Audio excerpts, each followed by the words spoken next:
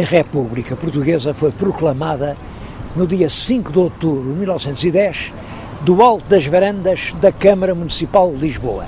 E no mesmo momento foi anunciada a constituição de um governo provisório que era formado por personalidades de um grande relevo, não só dentro do Partido Republicano, mas na vida nacional. Eram Teófilo Braga, António José de Almeida, Afonso Costa, Bernardino Machado, Basílio Teles, Correia Barreto, Azevedo Gomes e António Luís Gomes. O presidente do governo provisório foi o professor Teófilo Braga.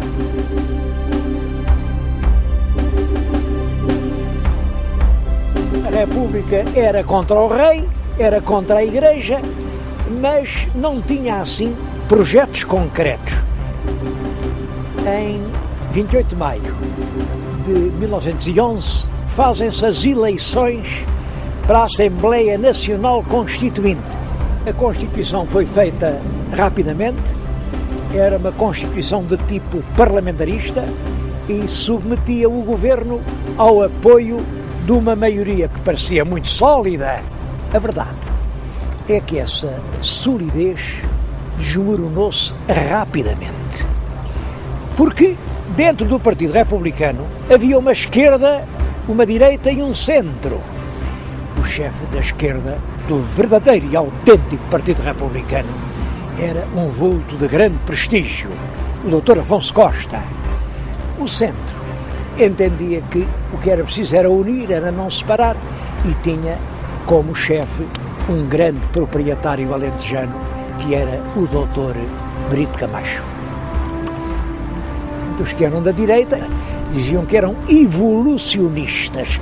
Evolução quer dizer, em vez de assim de uma revolução súbita, uma revolução a causar estragos, traumatismos, descontentamentos, era preciso uma evolução na continuidade, como mais tarde se diria. E o chefe dos evolucionistas era o Dr. António José de Almeida, um homem também de grande prestígio. O Parlamento era o terreno das lutas entre todos esses partidos e a situação política portuguesa foi marcada por uma instabilidade política permanente. Basta dizer que entre 1911 e 1926 houve 44 governos, 7 parlamentos eleitos e 8 presidentes da República.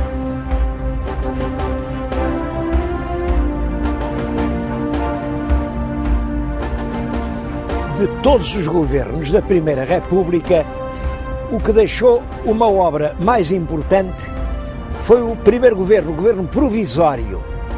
Bom, e isso porque esse governo não tinha que enfrentar uma oposição parlamentar. Ainda não havia um parlamento, ainda não estava decretada a Constituição, mas funcionava a Assembleia Constituinte. É desse tempo a Lei de Família, que vem reconhecer os direitos dos filhos ilegítimos, a Lei do Registro Civil, que permite o casamento sem intervenção da Igreja, a Lei do Divórcio, a Lei da Separação da Igreja e do Estado, que veio consagrar a ideia de que o Estado é laico e a Igreja é uma instituição livre, mas privada, e que, portanto, tem de se bastar a si própria sem o apoio do Estado.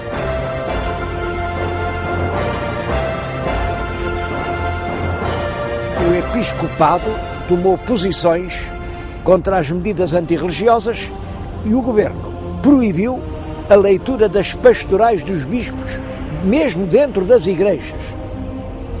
É claro, houve muitos bispos que não obedeceram e por isso vários prelados foram perseguidos. Em 1913, o Vaticano quebrou as relações com o governo de Lisboa e todo esse conflito foi extremamente negativo para um regime que acabava de se implantar e que precisava da adesão de todos os portugueses. Um segundo fator de desgaste foi a intervenção de Portugal na Primeira Grande Guerra.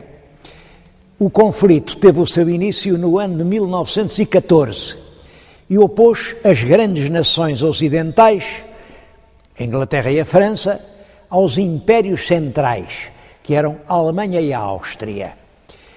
Esses blocos aspiravam a uma posição de hegemonia na Europa e ao controle das fontes de matérias-primas que eram essenciais para o desenvolvimento económico que então todo o mundo ocidental estava a incentivar. Quando se viesse a fazer a paz, os vencedores, quaisquer que eles fossem, iam ficar para si com as colónias portuguesas, porque desde há muito tempo que sabia que eles tinham feito combinações para repartirem as colónias entre eles. Portanto, nós tínhamos que alinhar com alguma das partes, naturalmente com a Inglaterra, que era a nossa aliada desde há tantos séculos. Mas a Inglaterra não se mostrava nada interessada numa ajuda militar portuguesa. Quando, no ano de 1917, e a pedido do governo inglês, o governo português apreendeu cerca de 70 navios mercantes que se tinham vindo refugiar no Tejo. E isso, evidentemente, provocou uma declaração de guerra por parte da Alemanha. Foi para participarmos, efetivamente, nas hostilidades que aqui em Portugal se preparou um corpo de exército, 3 divisões, constituídos por 55 mil homens e que era, em grande parte, armado e equipado pelos ingleses. Essas forças foram levadas para a frente da batalha durante o ano de 1917 e o episódio militar mais memorável da intervenção portuguesa na conflagração europeia foi a Batalha de La Alice, no dia 9 de abril de 1918. Deu-se uma grande ofensiva alemã que passou exatamente pela linha da frente onde estava o setor português e as nossas tropas foram literalmente esmagadas com devastadoras perdas humanas.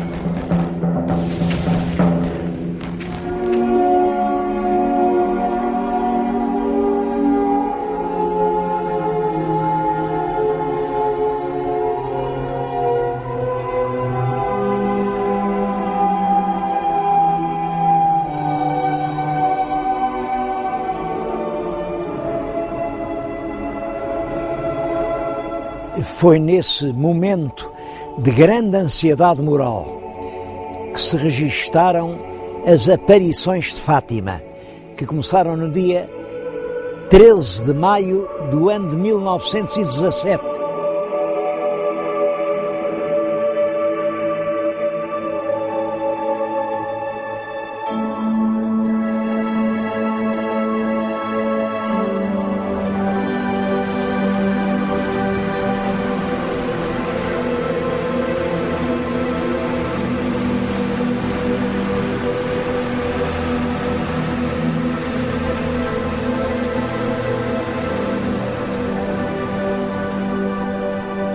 A veracidade das aparições foi rapidamente aceite pela grande maioria da população católica portuguesa, que via na guerra uma espécie de empresa da República.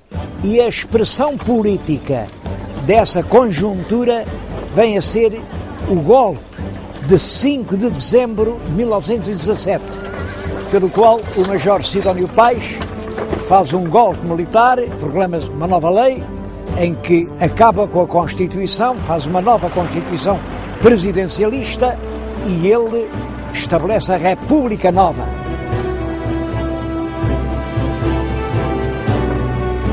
As características da República Nova é um regime em que se mantém realmente a forma republicana, mas uma forma republicana apoiada nos grandes setores da maioria conservadora do país. A verdade é que a República Nova não durou muito tempo. Passado cerca de um ano, Sidónio Pais foi assassinado na estação do Rossio e assim acabou esse efêmero regime.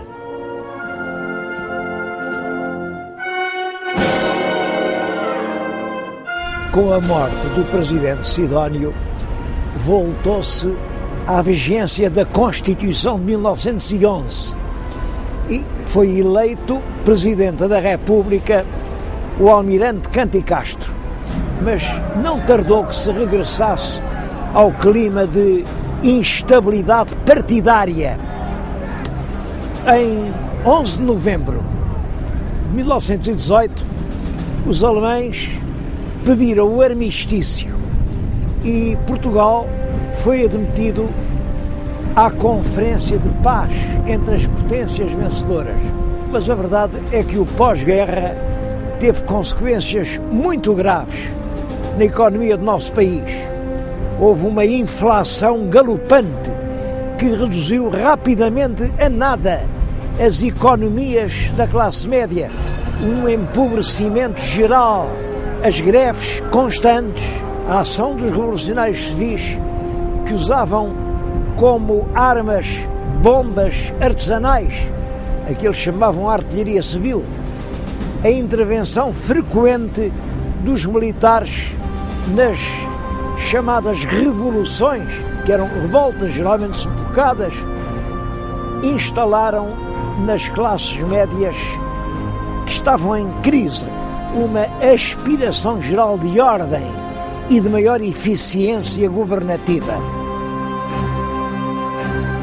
É esse clima geral que explica a eclosão de um movimento militar apoiado por vários partidos e dirigido contra o governo democrático. O movimento iniciou-se em Braga no dia 28 de maio de 1926, ficou conhecido por o 28 de maio, e teve como chefe operacional o general Gomes da Costa, que era um oficial com muito prestígio nos meios militares. As tropas de Braga encontraram a imediata adesão da maioria dos quartéis e, sem nenhuma oposição, entraram em Lisboa. O general Gomes da Costa assumiu a presidência da República, mandou encerrar o Parlamento e iniciou-se assim uma ditadura militar que iria durar até 1933. Gomes da Costa pouco tempo esteve à frente da República e a ditadura militar debateu-se com todos os fatores de crise económica herdados do passado e também com uma cerrada oposição por parte de todos os partidos cuja atividade tinha sido proibida.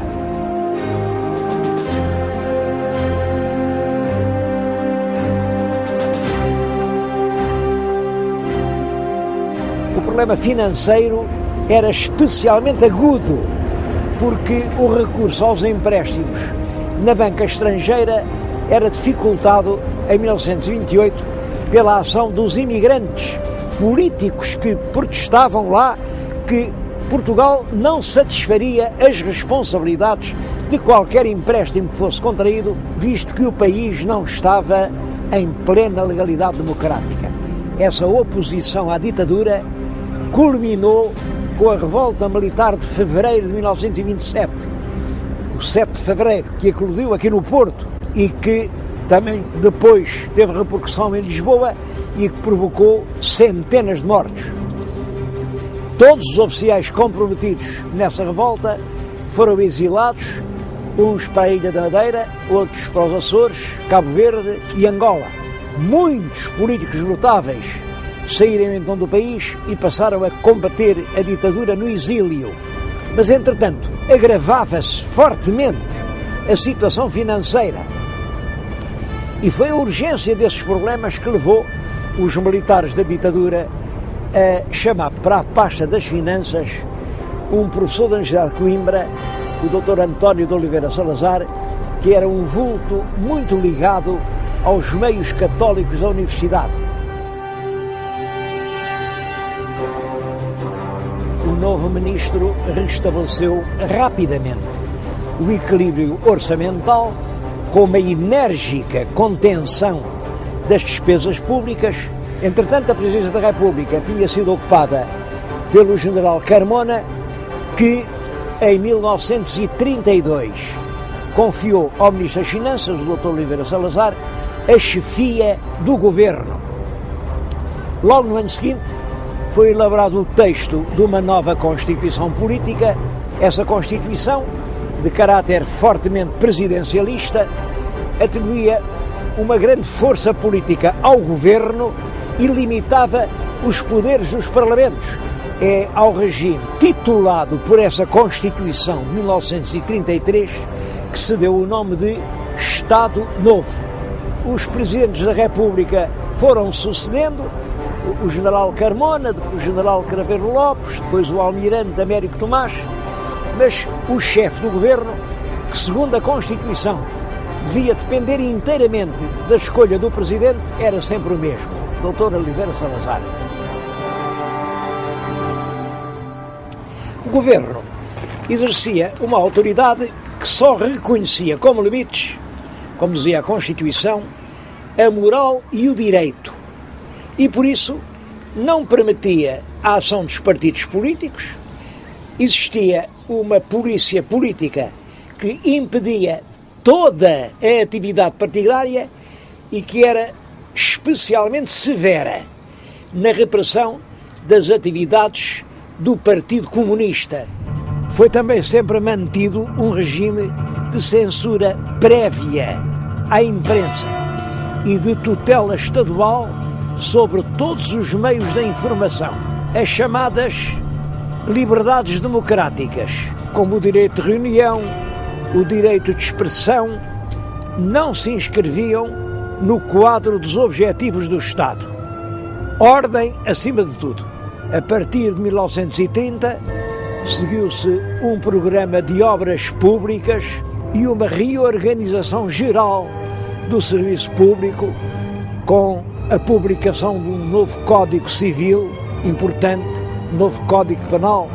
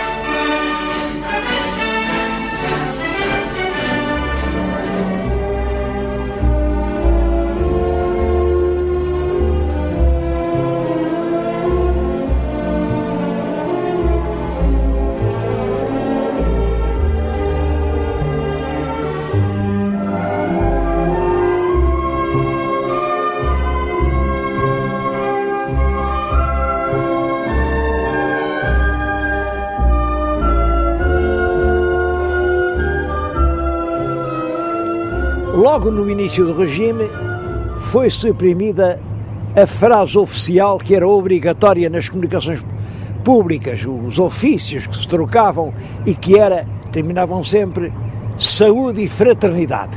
Bom, isso foi suprimido e, em vez disso, mandou-se escrever a bem da nação.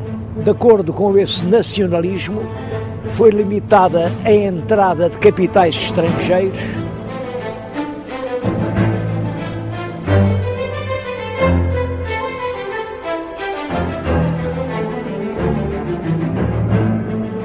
Portugal definiu uma posição de rigorosa neutralidade durante a Segunda Grande Guerra Mundial. As autoridades políticas portuguesas alcançaram com isso momentos de grande prestígio e, no pós-guerra, Portugal recusou as ajudas do Plano Marshall, porque se considerou que essas ajudas eram, de certo modo, incompatíveis com a soberania nacional. Depois da Primeira Grande Guerra Mundial, a ação colonizadora era não só admitida, como até exigida como um dever sagrado, mas depois da Segunda Guerra Mundial, a Carta das Nações Unidas veio estabelecer o direito de todos os povos à autodeterminação. É claro, perante essas exigências, Portugal assumiu a atitude de dizer que não tinha colónias e que os seus territórios do ultramar eram partes integrantes do conjunto nacional. Naturalmente que essa posição integracionista do governo português não foi reconhecida pela comunidade das nações. Pelo contrário, desencadeou uma forte hostilidade.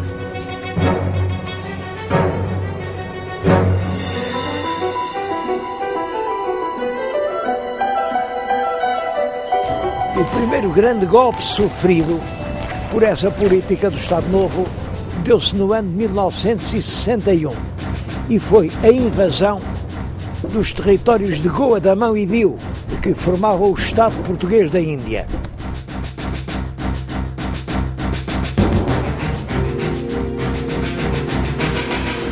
Nesse mesmo ano, 61, iniciou-se em Angola um movimento de guerrilha que nos anos seguintes se verificou também nos territórios da Guiné e de Moçambique.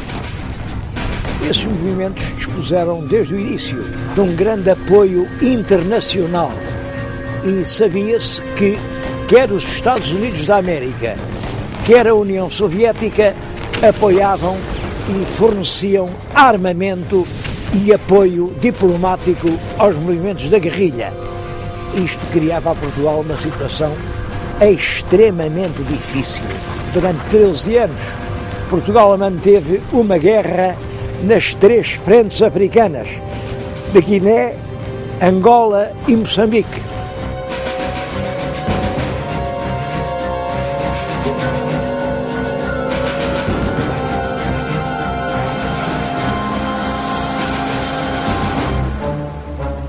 Os planos quinquenais de fomento continuaram a ser executados com regularidade e os números indicadores do desenvolvimento económico português, sobretudo no setor industrial, mantinham-se muito elevados, quando, no ano de 1969, o Presidente do Conselho de Ministros foi inutilizado por doença.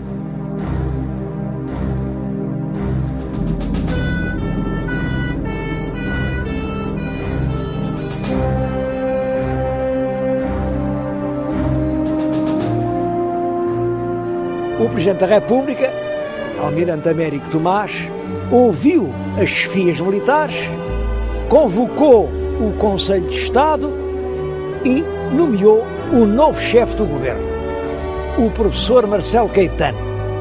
Era um dos vultos mais ilustres do regime.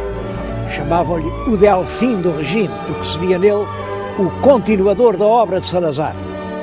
A verdade é que, por outro lado, a continuação do salazarismo sem Salazar aparecia para muitos responsáveis como um projeto impossível. Entre as fórmulas lapidares em que o Dr. Salazar concretizou um pensamento cuja riqueza igual à pré-naturalidade, encontra-se aquela frase tão divulgada e tão verdadeira, bem adequada a esta hora: todos não somos demais para continuar Portugal. Os setores políticos que aspiravam a uma mudança das instituições num sentido democrático julgaram que essa oportunidade tinha chegado com a subida ao poder do professor Marcelo Caetano. Foi essa ilusão que deu origem à expressão a Primavera Marcelista, uma expressão que fez carreira e muitos políticos confiaram que o novo chefe do governo ia restabelecer a política dos partidos, ia acabar com a polícia política, ia pôr termo à censura prévia e ia, sobretudo, acabar com a guerra do ultramar, dando independência às províncias ultramarinas. Caetano mostrou sempre, em relação a todos esses problemas, uma posição cautelosa e ambígua e adotou como lema do seu governo esta frase: evolução na continuidade. Mas os governantes têm de ponderar as repercussões das questões umas nas outras. são forçados a encarar os vários aspectos de cada caso, porque as resoluções que derem às questões vão de ajustar-se ao interesse geral.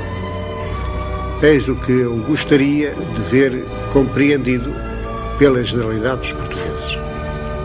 Marcelo Caetano pretendeu, até ao fim, manter o apoio dos partidários da continuidade, que eram todos os quadros políticos do antigo regime, e, ao mesmo tempo, ter por si os defensores da mudança, que eram representados pelos expoentes das correntes progressista e democrática. Sob o ponto de vista material, o país continuou o ritmo de progresso que vinha desde as décadas anteriores. E são, em especial, da responsabilidade do Dr. Marcelo Caetano, alguns projetos ambiciosos e grandiosos, como a barragem da Cabora-Bassa, que devia ser a maior central hidroelétrica de toda a África. O polo industrial Sines, que foi planeado para refinar as ramas do petróleo de Cabinda, tornando-se assim um dos grandes centros energéticos da Europa. Ou a barragem do Alqueva, com a qual se tencionava irrigar uma grande parte do Alentejo, ou a irrigação da Cova da Beira, ou vários outros projetos que realmente representam uma grande vontade de modernizar o país.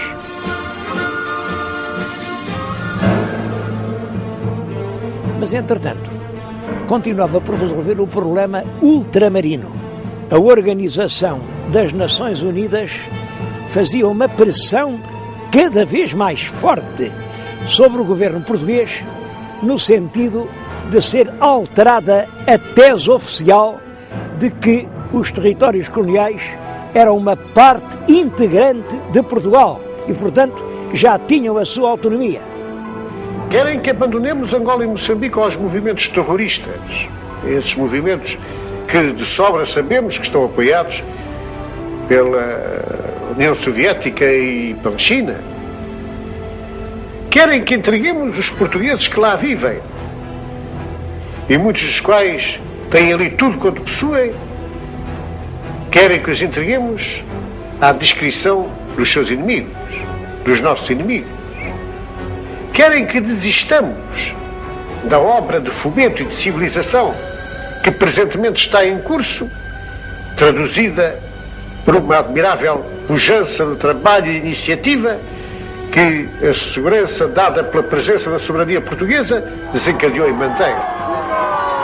As forças da direita não aceitavam nenhuma modificação a esse respeito e, por isso, o próprio Dr. Marcelo Caetano fez tímidas aproximações no sentido de dar satisfação às pressões internacionais.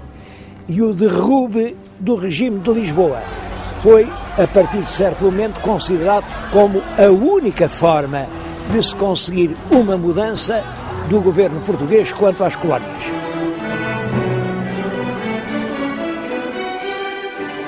Por outro lado, as correntes da opinião católica, que até então tinham estado de alma e coração com o regime, abriam agora brechas importantes que se revelaram, por exemplo, no episódio das vigílias da Capela do Rato, que eram ações religiosas de cunho político e que a PIDE considerou subversivas e que, por isso, prendeu as pessoas que as tinham organizado. O governo, a certa altura, quis integrar nos quadros permanentes os oficiais milicianos que tinham feito ou estavam ainda a fazer a Guerra da África. Mas, é claro, os oficiais do quadro permanente eram os que tinham feito os cursos da Academia Militar, opuseram-se e foi assim que nasceu aquilo a que se chamou o movimento dos capitães. Esse movimento começa por ter objetivos essencialmente de defesa da carreira militar, mas rapidamente assume o caráter de uma contestação política ao regime.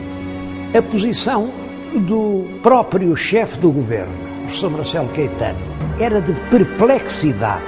Ele, em março de 1974, tentou renunciar ao seu cargo e apresentou formalmente um pedido de demissão ao Presidente da República. A justificação é que era ele o responsável pela ordem que o Ministro da Defesa deu para se publicar o livro do General Spínola e que isso tinha sido um erro e quem faz erros deve pagá-los. A verdade é que estavam em curso já movimentos militares e mesmo nesse 3 de março, um movimento que parte das Caldas Rainha vem abortar já às portas de Lisboa.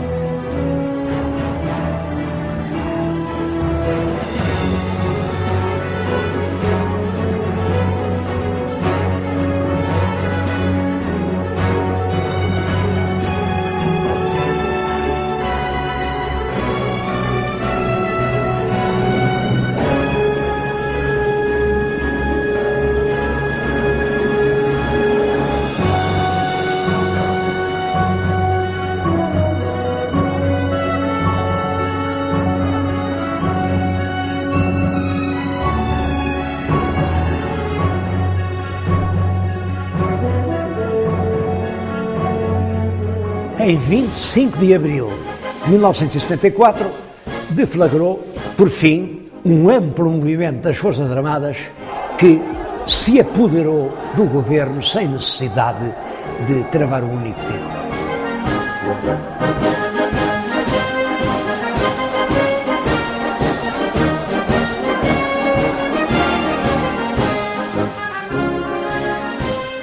Estou a falar nisto num local que está diretamente relacionado com os acontecimentos.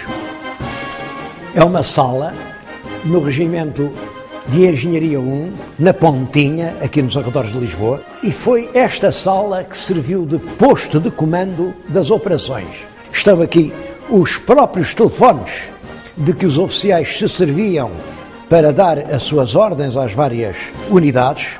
Tenho aqui a fotocópia do plano das operações. É um documento pormenorizado, que é da autoria do Major Otelo Saraiva de Carvalho. Tenho aqui os comunicados que daqui mesmo se foram fazendo à imprensa, da autoria do Tenente-Coronel Lopes Pires.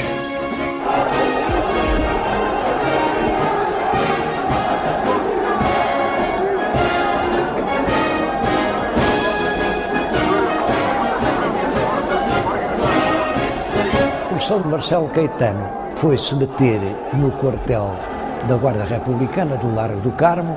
O Presidente da República ficou em Belém, mas ambos foram presos e levados pelo movimento triunfante para a Ilha da Madeira e mandados seguir, pouco depois, para o Brasil, onde se fixaram. O Presidente Tomás ainda regressou a Portugal, o Dr. Marcelo Caetano morreu no seu exílio.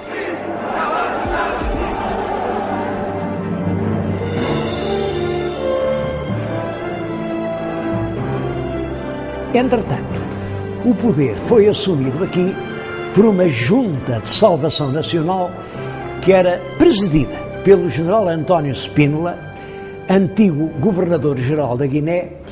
Ao fim do mês foi escolhido o primeiro chefe do governo, o professor Adelino da Palma Carlos, um antigo diretor da Faculdade de Direito de Lisboa e que era considerado um representante moderado do pensamento democrático.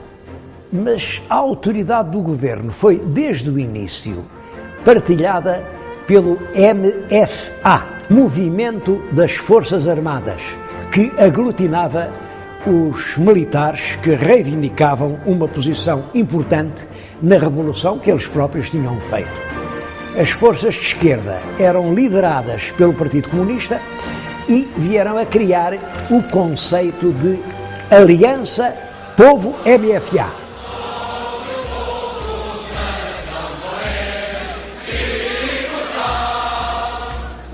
Mas o primeiro governo provisório, esse governo presidido pelo Dr. Palma Carlos, durou menos de 2 meses, porque rapidamente se considerou sem autoridade para dirigir o turbilhão de acontecimentos que a Revolução veio desencadear, e foi substituído pelo coronel Vasco Gonçalves na chefia do governo. Vasco Gonçalves era o oficial de mais alta patente no movimento das Forças Armadas e pretende, em consonância com o Partido Comunista, realizar profundas transformações na sociedade portuguesa. Mas a tendência moderadora e conservadora do general Spínola foi rapidamente ultrapassada. Em 30 de setembro de 1974, portanto, poucos meses depois da Revolução, Spínola faz perante as câmaras da televisão esta declaração dramática.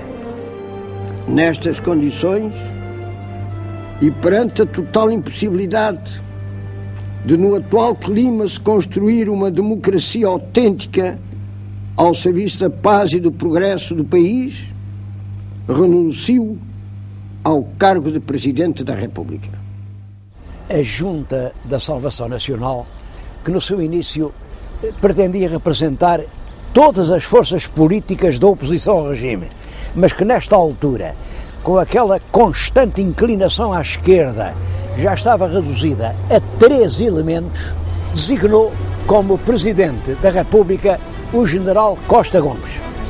E o governo foi remodelado com a saída de todos os ministros que se opunham a uma política abertamente de esquerda.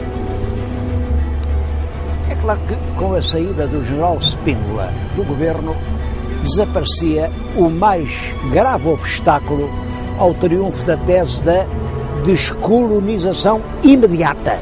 O abandono das colónias era-nos agora imposto por todas as potências do mundo, mas é claro que isso representava uma mudança essencial na história de Portugal.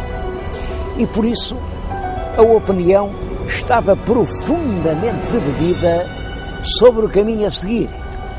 A admissão de Spínola representou a derrota do ponto de vista federalista e o triunfo da tese das independências imediatas. Pelo Acordo de Argel, que é de 26 de agosto de 1974, Portugal reconheceu a independência do Estado da Guiné. Também nesse mês de agosto se iniciaram as negociações com Moçambique e na Conferência de Lusaka de 7 de setembro desse mesmo ano, a independência total de Moçambique foi marcada para o dia 26 de junho de 1975. Em Angola, a situação era muito mais complexa. Bom, em primeiro lugar, Angola era uma região muito rica, com grandes recursos. Era a Angola do petróleo, dos diamantes, do ferro do Coima, do algodão, do café. É claro que isso mesmo é que aguçou o apetite das grandes potências. E cada bloco inspirava o seu movimento. A América estava na base do FNLA, a União Soviética e os países comunistas apoiavam o MPLA, controlando uma grande parte dos povos do interior de Angola. Havia a UNITA, presidida pelo carismático Jonas Savimbi.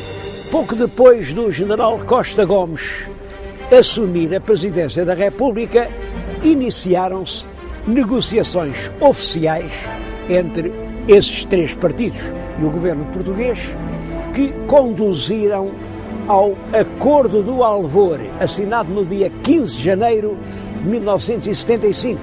Os 3 partidos prometiam estabelecer a paz entre si e organizar um governo de coligação.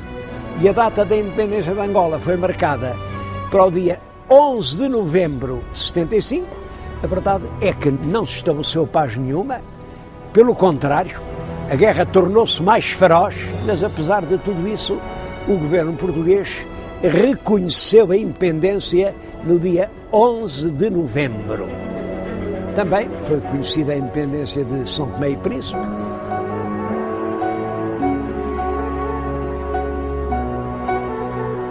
Esse processo da independência dos domínios ultramarinos teve alguns momentos muito dolorosos. Um deles é o da independência de Timor. O governo português reconheceu a independência a um partido político, a Fretilin, e isso provocou uma invasão pelo exército indonésio. O governo português nunca reconheceu essa situação, a Fretilin também não, e dirigida por um líder nacional, Xanana Gusmão, manteve um movimento de guerrilha enérgico até que, no ano de 2001, foi reconhecida a independência de Timor-Leste.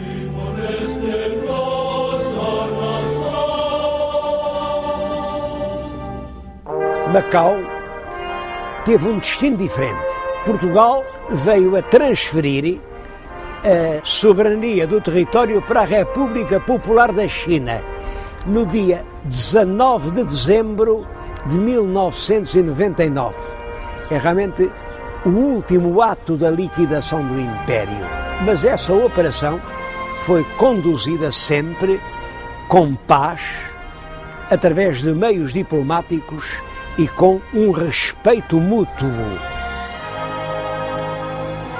Entretanto, em Portugal, a Revolução prosseguia no sentido da implantação de uma república popular, de uma sociedade sem classes, isto é, num sentido nitidamente antiburguês e revolucionário. Por isso, ainda antes de elaborar a Constituição, o governo começou a decretar reformas de fundo, a nacionalização das empresas, a reforma agrária com a expropriação das grandes propriedades agrícolas.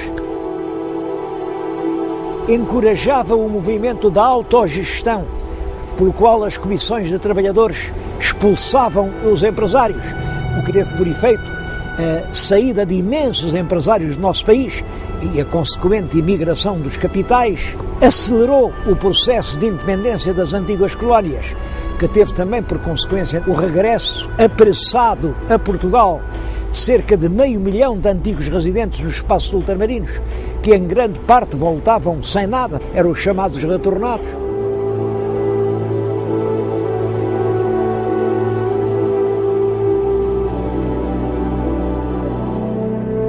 O problema da pluralidade ou unidade sindical conduziu depressa à ruptura da aliança entre o Partido Socialista e o Partido Comunista. Dizia-se que se preparava uma matança da Páscoa, com a execução sumária de 1.500 pessoas. Foi esse o ato que fez Spínola, segundo ele dizia, a tentar um golpe militar no dia 11 de março de 1975.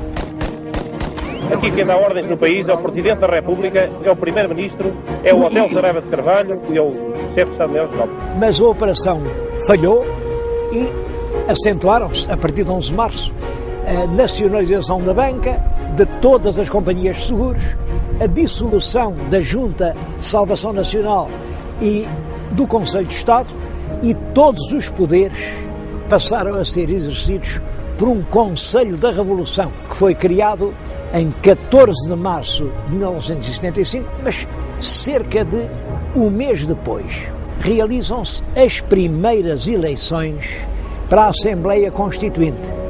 E os resultados dessas eleições vieram a alterar completamente o panorama político português.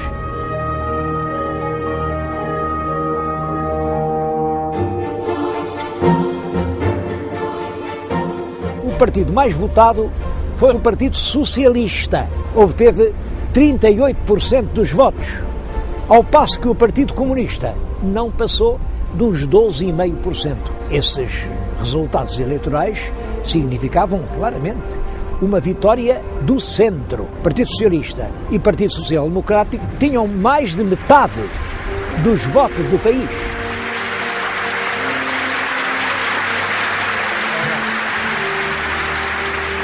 O governo pretende utilizar os últimos meses de governação para fazer a revolução que estava no seu projeto. Mas o triunfo eleitoral do mês de abril tinha dado ao Partido Socialista uma enorme força política. Tratava-se agora de contrapor a legitimidade civil representada pelo triunfo nas urnas à legitimidade revolucionária que o Conselho da Revolução dizia representar. E o conflito latente entre os dois partidos, os do centro e os da esquerda, leva os ministros socialistas a abandonarem o governo e logo a seguir o Partido Socialista organiza em Lisboa, aqui na Fonte Luminosa, um comício que reuniu centenas de milhares de pessoas. O Dr. Mário Soares, num discurso muito enérgico, denunciou o perigo que estávamos a atravessar de cair numa ditadura de esquerda. Podem estar certos que marcharemos em frente no caminho da revolução, no caminho do socialismo, mas mantendo os direitos da pessoa humana, mas mantendo as liberdades, mas mantendo a democracia. Inicia-se então o período que ficou conhecido como o Verão Quente e chega a recear-se a Guerra Civil. Em muitas povoações, sobretudo no norte de Portugal, as sedes do Partido Comunista, em muitos casos, foram incendiadas. Em agosto, 9 membros do Conselho da Revolução publicaram um documento em que se oponham ao totalitarismo do Bloco Comunista, pondo, enfim, na linha das grandes democracias ocidentais. E a Assembleia do Exército, reunida em Tancos, decidiu demitir os oficiais que representavam o Exército no Conselho da Revolução. Um desses oficiais era o general Vasconcelos, que se via privado de legitimidade para continuar no governo, e foi substituído pelo almirante Pinheiro de Azevedo, que era considerado um partidário da moderação e do alinhamento com a Europa, mas não teve força para dominar a agitação que parecia ter-se mesmo instalado no país. Da República. O sexto governo veio para ficar e ficará enquanto o povo português quiser. O povo é sereno. O povo é sereno. O povo é sereno. O povo é sereno, não tem perigo. É apenas fumaça. Em setembro desse ano, o edifício do Parlamento esteve cercado por elementos revolucionários e sucederam-se episódios tão graves como, por exemplo, o ataque e o incêndio da Embaixada da Espanha, o silenciamento da Rádio Renascença com uma carga explosiva que foi lá mandada colocar pelo governo. E, por fim, isto culminou por uma declaração do governo dizendo que estava inibido de governar. Já chega, não gosto de ser sequestrado, me chateia. Isto não é fácil de resolver, é difícil. Vocês já viram agora o governo suspender a sua atividade?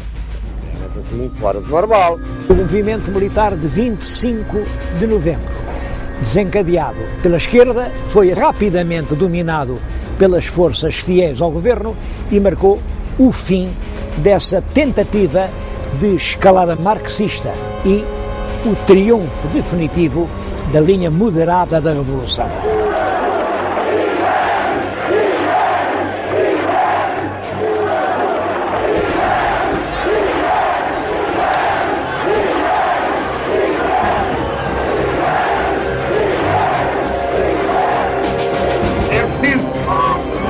Não temos verde. Foi, portanto, já num clima de normalidade que se fez a eleição do Presidente da República, General Ramalho Yanes. A beleza com que o povo português soube responder a todas as situações ditatoriais, a sua determinação de viver a liberdade e a paz, demonstraram a justeza do programa do MFA e a afirmação do povo português à sua mensagem, que em 25 de novembro de 75 ficou de novo claramente expressa. As duas realidades históricas mais importantes na primeira década do novo regime foram, em primeiro lugar, o relevo dado ao poder local, com a transferência de uma grande parte das receitas públicas para as câmaras municipais. É claro que isto permitiu uma revalorização importante da vida local. O segundo facto é a entrada de Portugal na Comunidade Económica Europeia. A candidatura tinha sido formalmente apresentada em 1977 e, a partir daí, todos os governos reconheciam que, após a liquidação do nosso ultramar, a vida económica portuguesa exigia um relacionamento muito mais estreito com a Europa.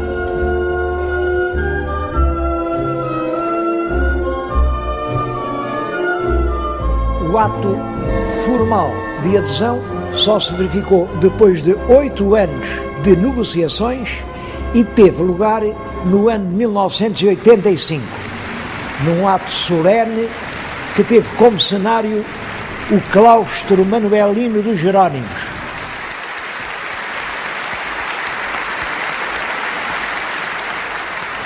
Isso também tem interesse porque revela que o governo pretendeu chamar a atenção para o caráter histórico daquela cerimónia. Era realmente toda a história nacional que mudava o seu rumo. O Governo inscreve no centro das suas preocupações a melhoria da qualidade de vida e do bem-estar dos portugueses, essência da sua luta pela justiça e por mais sólidos suportes materiais e culturais da liberdade. O primeiro mandato presidencial do general Ramalhianes terminou em 1981. Os partidos de direita coligaram-se naquilo que se chamou a Aliança Democrática, AD, e resolveram apresentar um candidato, era o general Soares Carneiro. Durante essa campanha, quando o primeiro-ministro, Dr. Francisco Sá Carneiro, tentava dirigir-se para o Porto, o avião em que viajava caiu pouco depois de levantar voo e morreram todos os seus ocupantes. O desastre de Camarate. Num horrível acidente de aviação, morreu hoje, ao princípio da noite, o primeiro-ministro de Portugal, Dr. Francisco Sá Carneiro. Ignoramos ainda as causas do acidente, que serão apuradas no mais rigoroso inquérito a que se procederá de imediato. As autoridades oficiais afirmaram que se tratava simplesmente de um acidente, mas a hipótese de um atentado nunca pôde ser completamente afastada.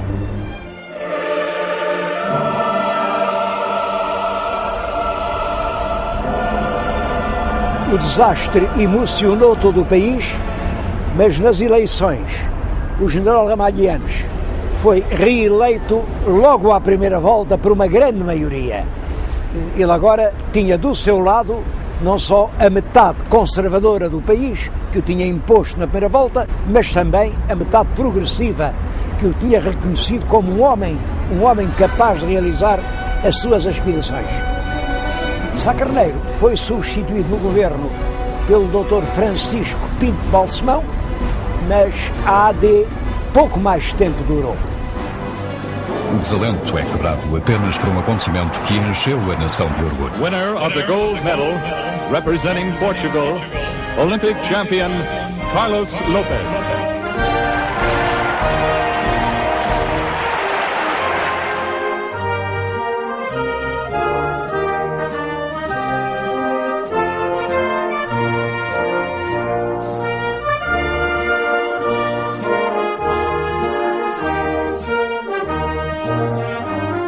Um outro facto importante, logo no ano seguinte, é que em 1982 se fez a primeira revisão constitucional. Foi extinto o Conselho da Revolução, que era composto exclusivamente por militares, que tinham uma espécie de funções de Tribunal Constitucional. O general Ramalhianes foi reeleito para um segundo mandato e ao general Ramalhianes sucedeu na presidência o Dr. Mário Soares, que era o líder do Partido Socialista e uma personalidade de excepcional fulgor político. Houve uma renhida campanha em que o resultado chegou a parecer duvidoso, mas as urnas deram a vitória ao candidato socialista, que na própria noite em que estavam a acabar de se contar os resultados, e ele anunciou solenemente que iria ser o presidente de todos os portugueses.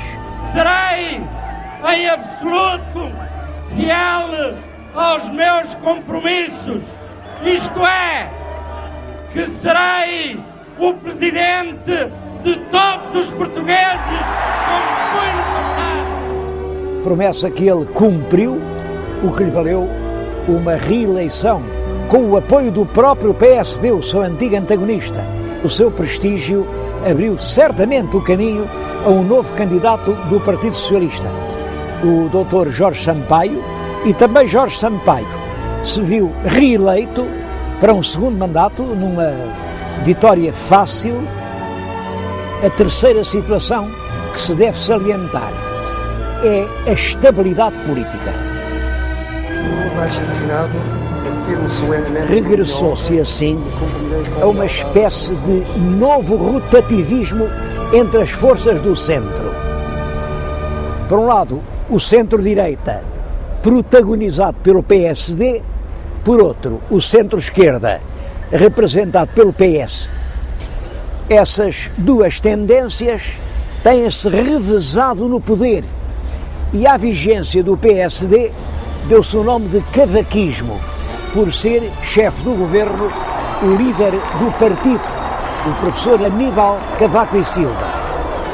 O PSD dominou o governo durante toda a década de 85-95 e realmente reintroduziu a ordem administrativa e financeira no país. É claro que para isso tiveram um peso decisivo as injeções de fundos internacionais resultantes da entrada de Portugal na União Europeia. Alguns dirão que ficámos aquém do desejável. Outros considerarão que fomos longe demais.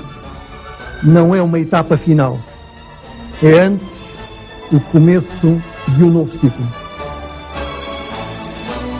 A maioria desses fundos foi aplicada em infraestruturas e numa eficiente rede de estradas de tipo novo, mas em janeiro de 1995, o primeiro-ministro Cavaco e Silva anunciou que não se iria recandidatar ao cargo de presidente do PSD. Esse anúncio causou surpresa e decepção para os admiradores da sua obra política e talvez por isso o PSD perdeu as eleições legislativas do ano de 95 e o centro-esquerda voltou assim ao poder, agora representado pelo secretário-geral do Partido Socialista, engenheiro António Guterres.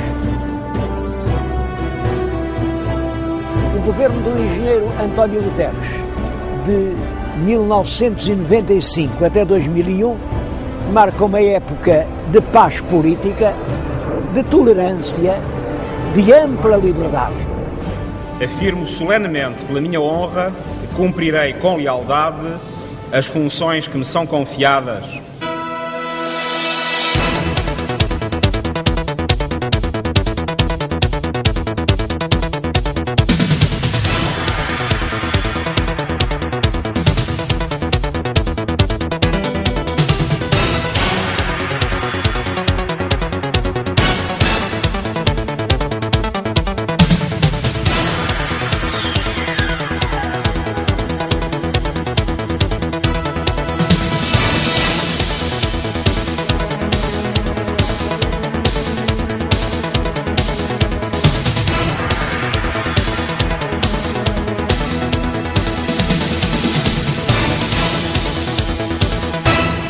O abrandamento das forças económicas refletiu-se nas finanças públicas e obrigou o governo a sucessivos orçamentos retificativos, com derrapagens orçamentais que refletiam uma crescente perda do vigor do Estado, que não conseguia impor os seus próprios orçamentos. Uma hostilidade generalizada dos instrumentos de opinião, em particular da imprensa, influenciou muito os resultados das eleições autárquicas de dezembro de 2001. Nessas eleições, os autarcas do PSD obtiveram vantagem sobre os autarcas do PS, o primeiro-ministro António Guterres interpretou esses resultados como uma perda de confiança política. Por isso mesmo, pedirei ao Sr. Presidente da República que me receba para lhe apresentar o meu pedido de demissão das funções de Primeiro-Ministro, querendo com isto contribuir para a criação de uma situação que permita um pleno restabelecimento da confiança entre governantes e governados. De harmonia com a disciplina estipulada na Constituição, o Governo passou então à condição precária de puro governo de gestão, isto é, governo que se ocupa só da administração corrente, das coisas simples. E é durante esse período do governo de gestão que Portugal conhece uma das mudanças mais visíveis de todo o seu processo histórico. O escudo, que era a moeda nacional desde 1911, é substituído pelo euro desde o dia 1 de janeiro de 2002.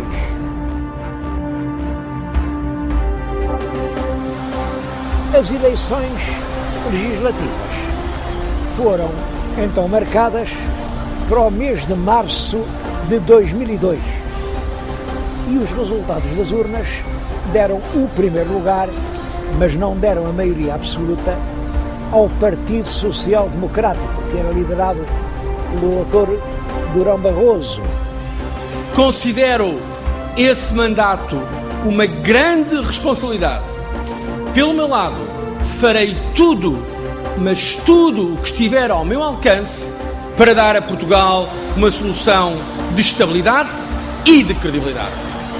De harmonia com a Constituição, o chefe do partido mais votado foi chamado a formar o governo e ele, para ter maioria, coligou-se com o CDS, liderado pelo Dr. Paulo Portas, que no novo governo assume uma posição chave.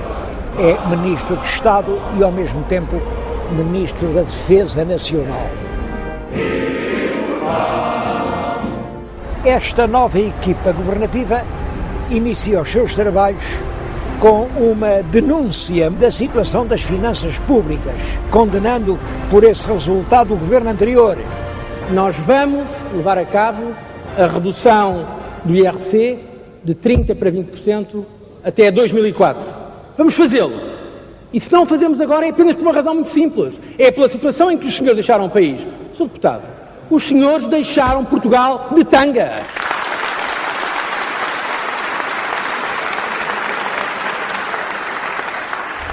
E há muitos portugueses que se interrogam sobre qual seja o grande projeto nacional que deve constituir a razão de ser da nação portuguesa.